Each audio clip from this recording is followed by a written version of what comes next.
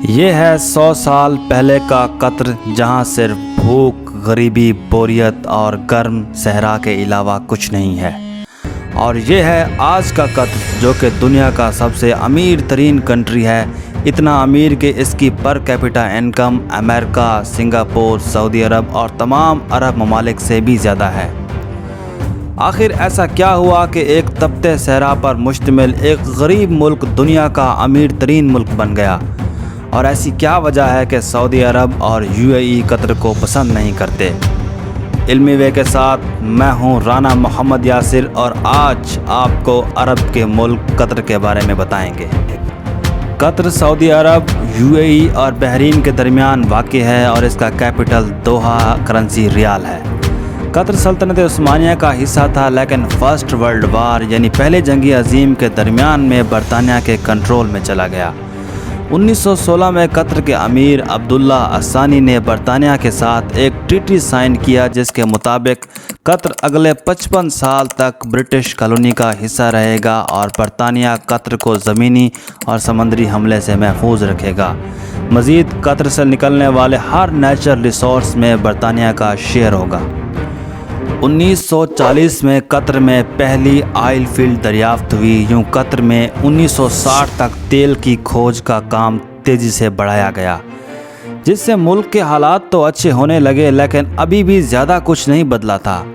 اس کے بعد 1970 میں قطر کو ایک بڑا خزانہ مل گیا، وہ تھی نارتھ فیلڈ۔ یہ دنیا کی سب سے بڑی نیچرل گیس کی فیلڈ تھی، جسے شیل کمپنی نے دریافت کیا تھا۔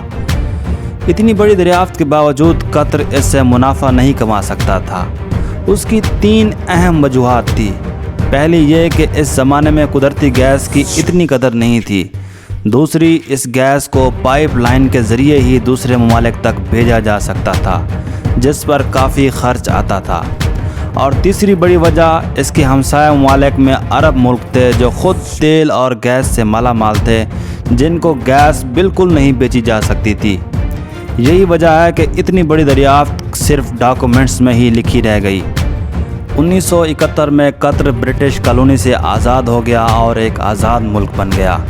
اگلے 25 سال تک قطر کے حالات ویسے ہی رہے، لیکن 1995 میں قطر میں ایک اہم واقعہ رونما ہوا، جس نے قطر کی قسمت ہی بدل کے رکھ دی۔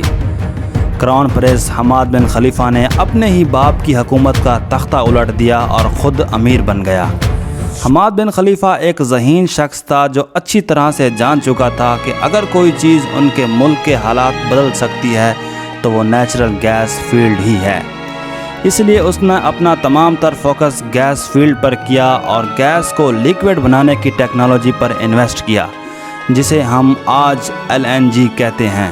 اس طرح گیس کو سلنڈرز میں بھر کے دوسرے ممالک میں سیل کرنا شروع کر دیا گیا۔ دیکھتے ہی دیکھتے قطر کے معاشی حالات تیزی سے بہتر ہوتے چلے گئے، لیکن مائی کیوریس فیلوز یہ بات ذہن میں رکھیں، صرف قدرتی ذخائر سے کوئی ملک اپنے حالات ہمیشہ کے لیے نہیں بدل سکتا ہے۔ کیونکہ نیچرل ریسورس بہت سے کنٹریز کے پاس ہوتے ہیں، وہ اسے نکال کر سیل بھی کر دیتے ہیں، لیکن اصل کام ہوتا ہے نیچرل ریسورس سے کمائے گئے پیسوں کا صحیح استعمال۔ اگر ایسا نہ کیا جائے تو ملک کے حالات مزید بگڑ سکتے ہیں، اور اس کی ایک بڑی مثال دنیا کا سب سے زیادہ تیل کے ذخائر رکھنے والا ملک وینزویلا ہے، جس کے حالات بدتر ہوتے جا رہے ہیں۔ لیکن ایسے معاملے میں قطر سب سے آگے نکل گیا۔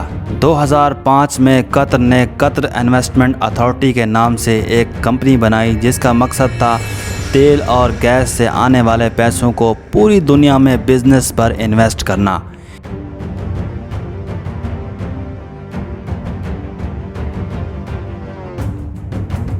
یہی وجہ ہے کہ دنیا کے کسی بھی بڑے ملک میں چلے جائیں، آپ کو قطر انویسٹمنٹ لازمی نظر آئے گی، جیسا کہ لندن اور امریکہ کے بڑے بڑے ہوٹلز، آفیسز، بلڈنگز اور multinationals, oil companies, Shells, Rosneft اور بارکلیز بینکس شامل ہیں۔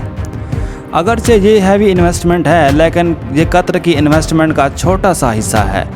اس کے علاوہ Qatar billions of dollars roads, airport, research centre اور سپورٹس پر خرچ کرتا ہے۔